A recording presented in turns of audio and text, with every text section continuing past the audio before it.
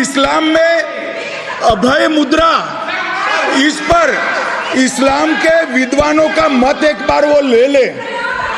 गुरु नानक साहब की अभय मुद्रा पर SGPC का मत वो ले ले। और मान्यवर, अभय की बात तो इनको करने का कोई अधिकार नहीं है। आपातकाल में पूरे देश को इन्होंने भयभीत करा, लाखों लोगों को जेल में डाला। और आतंक, वैचारिक आतंक अगर कभी था, वैचारिक आतंक कभी था तो आपातकाल के वक्त था। और मान्यवर, दिल्ली में दिन दहाड़े हजारों सिख भाइयों का कत्लेआम उनके शासन में हुआ। आज वो भय की बात कर रहे हैं। मान्यवर, मेरा आपसे आग्रह है कि श्री राहुल गांधी नेता प्रतिपक्ष, पहला भाषण होने के बावजूद माफी मांगनी चाहिए, न केवल सदन, पूरे देश की माफी मांगनी चाहिए।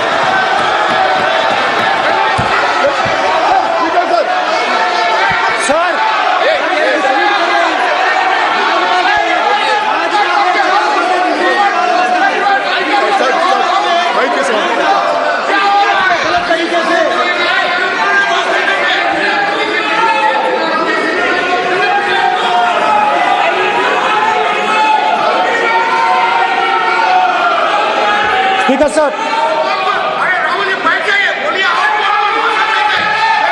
क्या देखो कोई राय नहीं आएगा आपकी तरफ से? तो कल प्रधानमंत्री मोदी जी के समय पे सर आप ऐसे रहिए सर। प्रधानमंत्री स्पीक अंटिल द कॉल।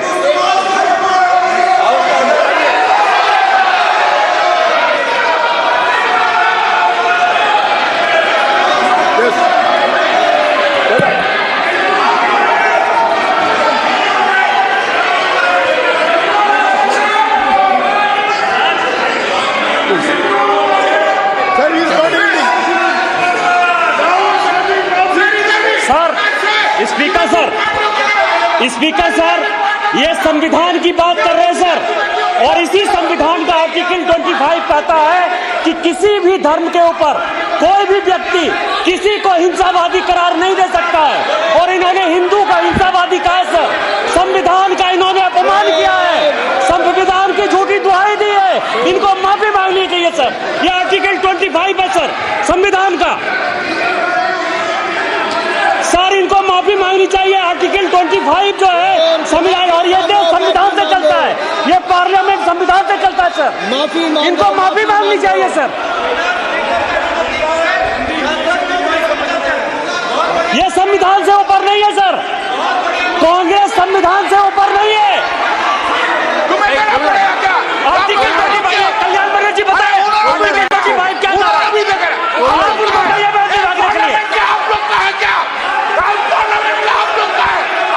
जमींदारी है क्या? क्या समझते हो? पार्लियामेंट का आप लोग का जमींदारी है क्या? जमींदारी बिठा दी।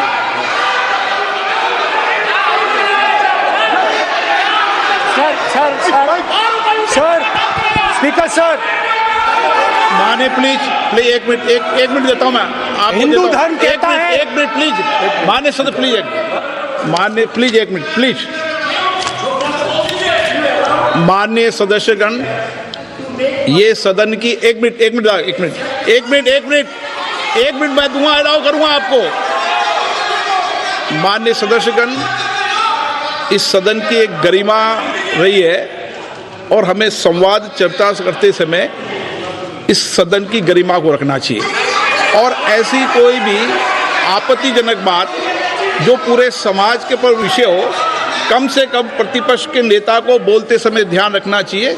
मैं इसको सीरियस तरीके से देखूंगा।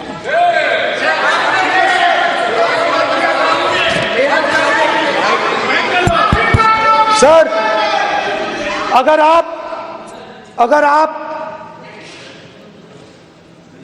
हिंदू धर्म के जो महापुरुष हैं, महापुरुष छोड़िए, अगर आप शिव जी को देखें तो क्या हो रहा है सर?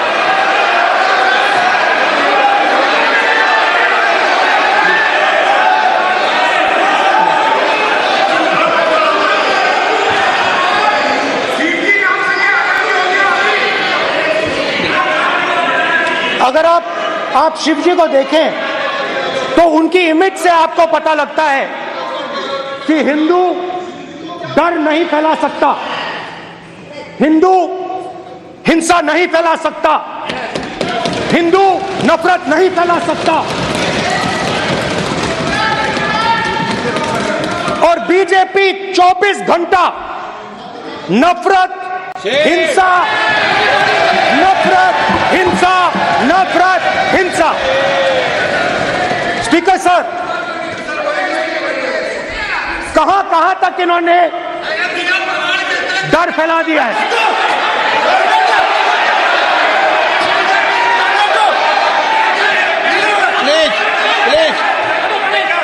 सर, कहां तक इन लोगों ने डर फैला दिया? मैं आपको अयोध्या से शुरू करता हूं।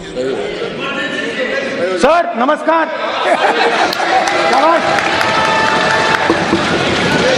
अयोध्या ने आपको मैसेज भेजा, अयोध्या ने राम भगवान। मेरा व्यवस्था का सवाल है।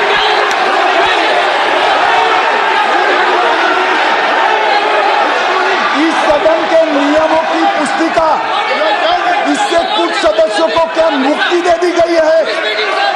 आपके गाइडेंस के बाद भी बार बार तस्वीर बताना, पूरे बीजेपी को हिंसा कर रही है ऐसे कहना, खड़े होकर एक दूसरे के बीच में हस्तधून करना, सारे नियम इनको लागू नहीं होते हैं।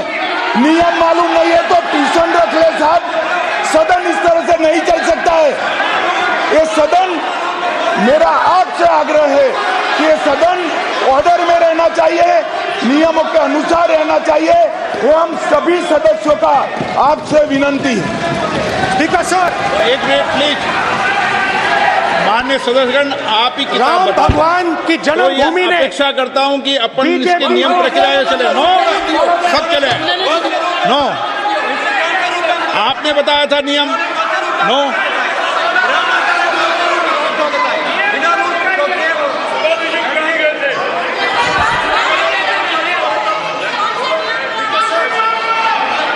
माइक दीजिए सर। हाँ सर, मेरा सवाल है सर, इस माइक का कंट्रोलर किसके हाथ में है? प्लीज बैठिए, बैठिए सर, ये ऑफ होता है, प्लीज, बीच माने में ऑफ हो बैठिए जाता है। प्लीज। ये बार कई बार विषय उठ गई और बहुत गंभीर, और माननीय सदस्य, आप प्रतिपक्ष के नेता हैं, आप सदन के बाहर भी ये बात कहते हैं कि माइक बंद कर देते हैं। मैंने कई बार आग्रहपूर्वक किया कि आसन पर इस तरीके का आरोप नहीं लगाए। नो, प्लीज बात सुनिए। आसन पर सभी दल के, प्लीज, आसन पर सभी दल के लोग बैठते हैं और सभी दल के लोग सभापति तालिका पे हैं और सब जानते हैं कि एक व्यवस्था होती है, जिस भी माननीय सदस्यों को आग्रह किया जाता है बोलने का वो बोला जाता है, और जिसको आग्रह नहीं किया जाता उसका माइक चालू नहीं होता। आप बोलने के लिए खड़े, आपका माइक कभी बंद नहीं हुआ, कभी बंद नहीं हुआ। आप अगर आसन में जो भी विराज रहे हैं वो अगर आपका नाम नहीं पुकारते हैं तब माइक चालू नहीं होता। ये व्यवस्था हमेशा इस सदन की रही है, पुराने में भी और नए में भी। कभी आसन पे व्यक्ति पर माइक का कंट्रोल नहीं होता। दूसरा, माननीय प्रतिपक्ष के आप नेता हैं और आपसे ये अपेक्षा की जाती है कि आप लोकसभा की प्रक्रिया का, संचार नियम का पालन करें, संविधान की जो व्यवस्थाएं दे रखी है उसकी पालन करें, और सदन में बोलते समय किसी भी धर्म को के ऊपर ऐसा आक्षेप नहीं करें जिससे पूरे देश के अंदर विषय पैदा हो। यह आपसे अपेक्षा की जाती है। सर मैं बिल्कुल आपकी रिस्पेक्ट करता हूं स्पीकर सर, मगर मेरे भाषण के बीच में सच्चाई ये है कि माइक ऑफ हो जाता है। मैं क्या करूं, हो जाता है वो। अब आपने देखा मैंने अयोध्या शब्द यूज किया और माइक ऑफ हो गया। नो,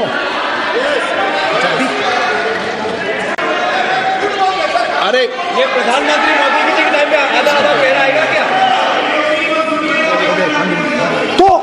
तो अयोध्या ने राम भगवान की जन्मभूमि, प्लीज ब्रदर, राम भगवान की जन्मभूमि ने बीजेपी को मैसेज दिया और ये आपके सामने मैसेज बैठे हुए हैं। मैंने इनसे पूछा, कल कॉफी पी, इनसे मैंने पूछा कि बताइए ये हुआ क्या। बीजेपी ने राम मंदिर का इनॉग्रेशन किया, बोलने दीजिए, राम मंदिर का इनॉग्रेशन किया। अरे भाई आप हार गए, उसको सहन करिए। नाम बोलने की कोई जरूरत नहीं, मैं भाषण दे रहा हूं, आप नहीं दे रहे हो। मुझे बोलना है जो बोलना है, मुझे नाम लेने की कोई जरूरत नहीं, मुझे जो बोलना है मैं बोलूंगा। तो अयोध्या ने मैसेज दिया और मैंने इनसे पूछा कि हुआ क्या, और इनका जवाब आया। मैंने उनसे पूछा कि आपको कब पता लगा कि आप अयोध्या में जीत रहे हो, और आपने कहा पहले दिन से मुझे पता था। सही बात।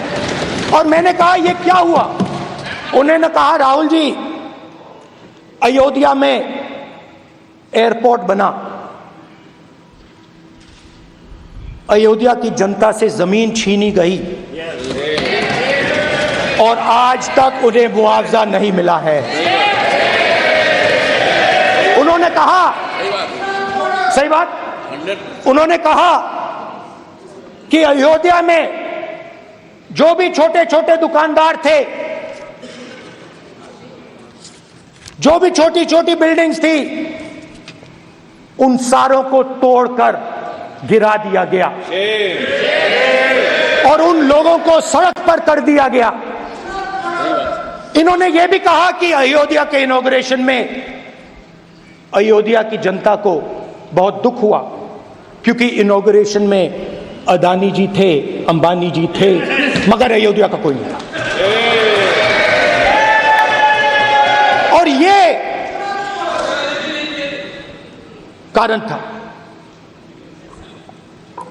था कि अयोध्या की जनता में, उनके दिल में नरेंद्र मोदी जी ने भय डाल दिया। उनकी जमीन ले ली, उनके घर गिरा दिए, और फिर अयोध्या के गरीब लोगों को, किसानों को, मजदूरों को मंदिर के इनॉग्रेशन तक नहीं जाने दिया। मंदिर के इनॉग्रेशन छोड़ो, उसके बाहर भी नहीं जाने दिया। और इसीलिए अयोध्या की जनता ने सही मैसेज भेजा। अच्छा, इन्होंने मुझे एक और बात बोली,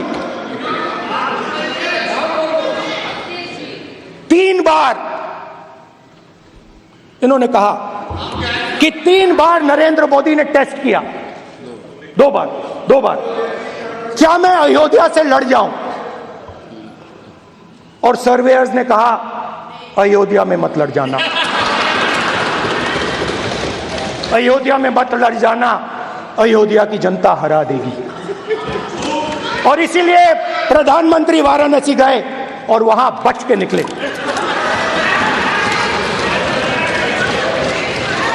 तो अयोध्या की जनता को डराया, पूरे देश को डरा दिया। मैं आपको बताता हूं, आज सुबह में आया, राजनाथ सिंह जी ने मुस्कुरा के मुझे नमस्ते की, और मोदी जी बैठे हैं,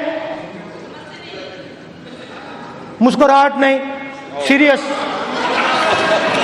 नमस्ते भी नहीं करते, कहीं मोदी जी ना देख लें, प्रॉब्लम हो जाएगी। वही कहानी गडकरी जी की है, सच्चाई है। अरे भाई, अयोध्या की जनता को छोड़ो, ये तो बीजेपी वालों को डराते हैं।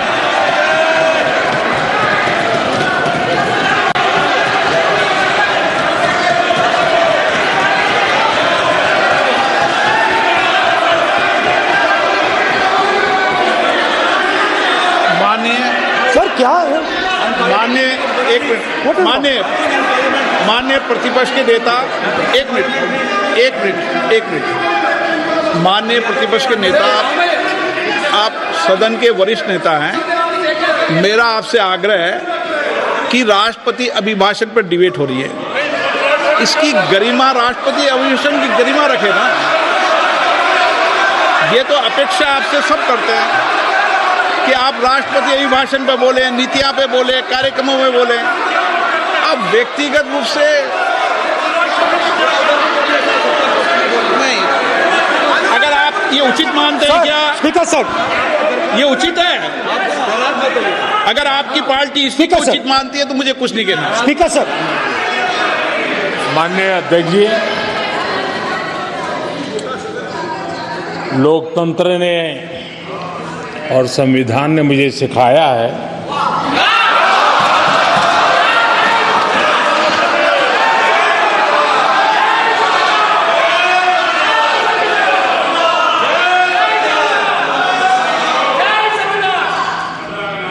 कि मुझे विपक्ष के नेता को गंभीरता से लेना चाहिए।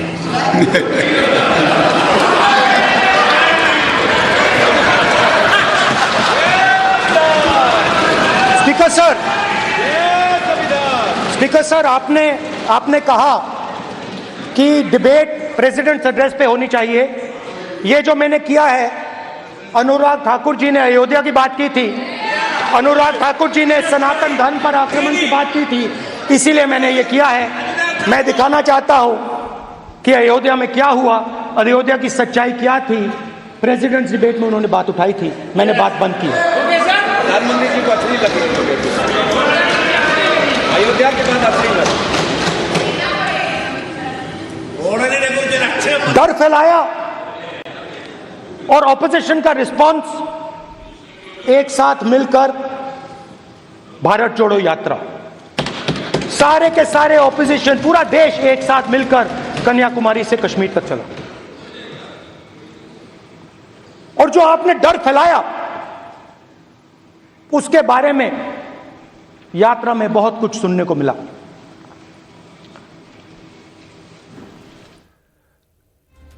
மக்களவையில் எதிர்க்கட்சித் தலைவர் ராகுல் காந்தி பேசி வருகிறார். நேரலை காட்சிகளை பார்த்தோம். இடைவேளைக்கு பிறகு தொடர்ந்து பார்க்கலாம்.